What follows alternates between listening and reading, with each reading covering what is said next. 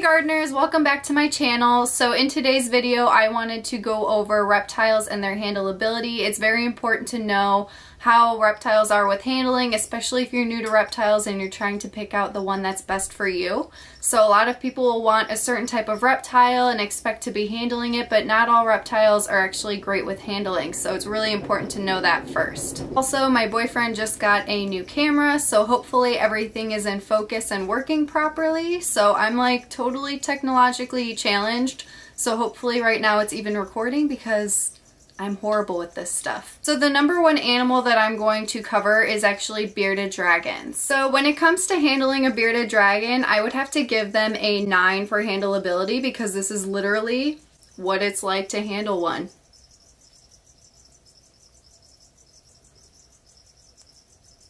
They're literally just like a sack of potatoes and they just sit there. They're very easy to handle. They have amazing personalities, and if you're looking for a beginner reptile that's great with handling, bearded dragons could be an amazing option for you.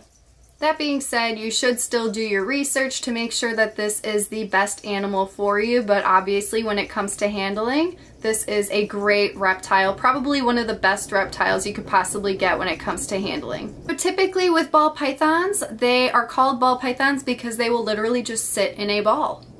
So this is pretty much what you're working with. They do eventually come out and like to wander around, but ball pythons are one of the easiest snakes to handle because they literally just sit in a ball and they're very, very slow moving pythons. So they're a great option when it comes to handleability, and because of that I would have to give them a score of a 9 when it comes to handleability. And Chaos is finally coming out to say hello, so there's Chaos's little face. So ball pythons, again, are just an amazing option for reptiles if you're looking for something to handle. So the next reptile on the list are leopard geckos, and here is a leopard gecko right here. Here's Kiwi. So when it comes to leopard geckos, they will literally just sit on you like this. They do like to crawl around a bit. They are a little bit more active than like a bearded dragon, but they're very easy when it comes to handleability, and because of that, I'm going to give them an 8. So they're very great for beginners, especially if you're just getting into reptiles and you aren't familiar with their movements and you don't want something really big or something that's really fast. Leopard geckos could be the perfect option for you. And there's Kiwi again. So the next animal that I want to cover are crocodile skinks. They are very popular. A lot of people just fall in love with them. They look like these mini little dragons. They also have just like the cutest little faces. However, crocodile skinks are not a great reptile when it comes to handling because they don't really like it, they don't tolerate it much whatsoever, and they are very, very prone to stress. So again, that's something that you really want to avoid when it comes to keeping reptiles because it can really affect their health and well-being. So they're very, very fast, and they will literally just hide away from you most of the time in their enclosures because they just don't really like human contact whatsoever.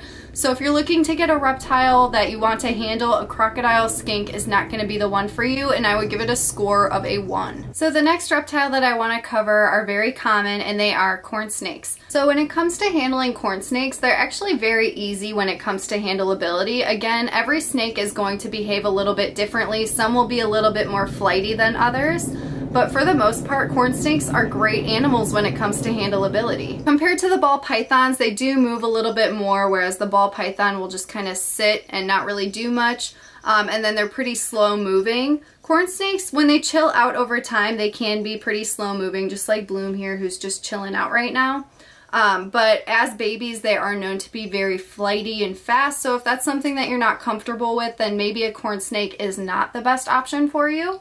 But if it's something that you're willing to deal with, then it could be a wonderful option for you, and I think that they are great when it comes to handleability, which is why I give them a score of an 8. So the next animal on my list, they're very common, and they are blue-tongued skinks. There are 2 different species of blue-tongued skinks. There are the Indonesians and the Northerns, and they're completely different when it comes to handleability, so I'm going to cover that. So the Northerns are more common, they're captive bred, and they're known to be way more handleable when it comes to reptile keeping rather than the Indonesians, because the Indonesians are most likely going to be wild caught and they're not used to people whatsoever, and they're just way more feisty and don't want to be touched.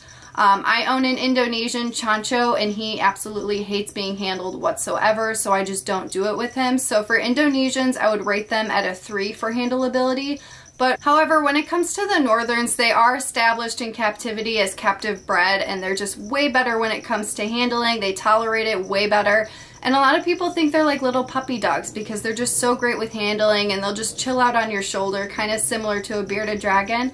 So because of that, I would give the Northerns a score of an 8, but then the Indonesians have a score of a 3 just because they're just really wild caught and feisty, and they're known to be a little bit more bitey and flighty for sure. So just something to keep in mind if you're looking into getting a blue-tongued skink. I would always recommend to get a Northern just because it's captive bred. Not only will it be better with handleability, but it's going to be healthier as well, and that's something that you want to go for. So the next animal that I want to cover when it comes to handleability are boa constrictors. So this is a boa constrictor right here. This is Vendetta. He is a hypo jungle boa constrictor and he is still growing. He is basically a juvenile right now. But boas are my favorite when it comes to handleability just because they're very slow moving and they're typically very docile animals. So I absolutely just love boa constrictors. They're just probably one of my favorite snakes. If it would focus on your face, he loves to move way too much. So for the overall score for a handleability when it comes to a boa constrictor, I would have to give it an 8 because they're just so slow moving and they're just very laid back. And it's what I love the most about boa constrictors as a whole. So the next snake that I want to cover is actually green tree pythons. And green tree pythons are very similar to Amazon tree boas or emerald tree boas, basically all of the arboreal snakes.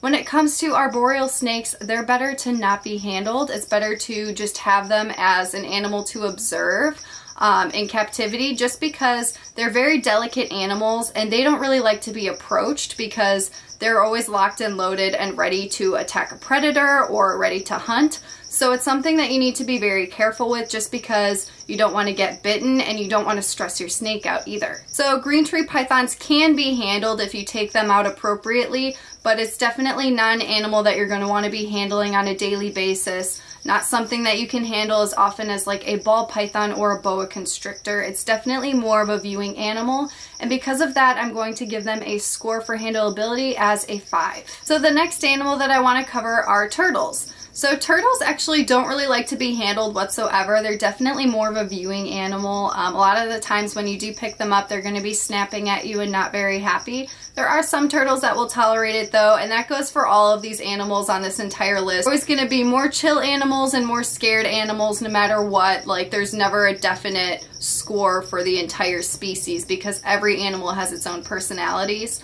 But most turtles just don't like to be held. They will do their own basking thing and swimming, and they're great for viewing. So because of all of this, I'm going to give them a handleability score of a 5 as well. So the next animal that I want to cover are veiled chameleons. And chameleons as a whole are not typically an animal that is great for handling just because it can really stress them out, and that's obviously not something you want to do because when you stress your reptiles out, it can cause a lot of health issues and it's just not good for their overall health and well-being. Veiled chameleons in particular are animals that don't really like to be handled, and they are known to be very, very feisty and even aggressive. They hiss a lot and don't like to be approached. Over time you can work with them though and tame them down and get them more used to you. And I was able to accomplish that with Banba here. So this is Banba, my veiled chameleon. He actually loves to come out, but it has to be on his terms. Some days he'll like to come out and some days he won't like to come out, and it's totally just up to him. So I do whatever this guy says. But right now he's in a pretty good mood. He's very chill. He is actually shedding right now, so he's not in the best mood, but he still wanted to come out. A lot of people really love chameleons. They see them at pet stores and they want to bring them home and buy them. However, they think that these animals are going to be great for handling, and that couldn't be farther from the truth because especially veiled chameleons, they really don't want to be handled unless you really work with them like I have with Banba. And it could just be that he's just a more chill veiled chameleon than others because again, Every chameleon is going to have its own personality and behave a little bit differently. So overall, when it comes to veiled chameleons and their handleability, I would give them a score of a 5 just because some of them can come out and can be handled and do like to come out, but most of them don't, and you don't want to stress them out. So chameleons are definitely more of just a visual animal, something that you can see just existing within their habitat, something that you could just watch on a daily basis rather than taking them out. If you do have to take them out, I wouldn't recommend doing it very often because chances are you're going to be stressing out your chameleon and you don't want to do that. So the next animal that I want to cover is one of the most common reptiles that you will see in the reptile hobby, and they're one of the best for the beginners as well, and that is crested geckos. So this is a crested gecko right here. This is Oakley. And crested geckos are actually amazing with handling, but the only downside is that they can be very jumpy, and that freaks a lot of people out, especially if they are not used to reptile keeping and they're trying to learn their movements and everything. If a gecko's just jumping all over the place, there's a good chance it's going to freak someone out. Other than that, if that's something that you can deal with and something that you can handle, then crested geckos are great when it comes to handleability, as long as you get over that fear factor of them jumping.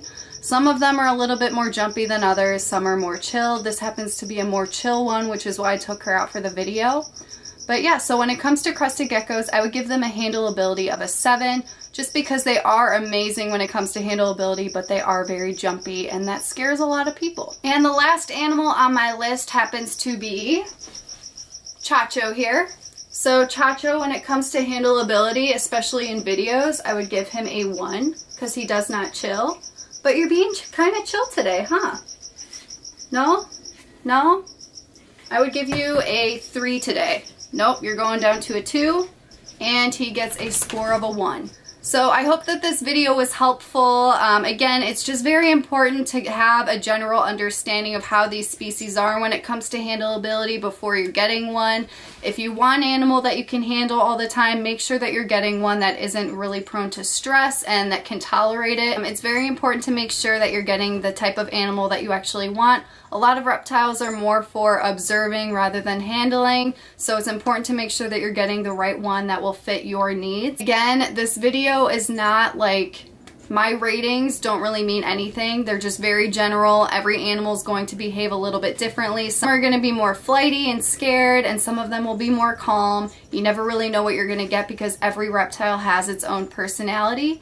So this is basically just a general basis of what I've seen in my experiences with these reptiles. So if you disagree with anything or you'd like to add an animal, please do so in the comments. I would love to read them. And thank you guys so much for watching this video, and I will see you in the next one.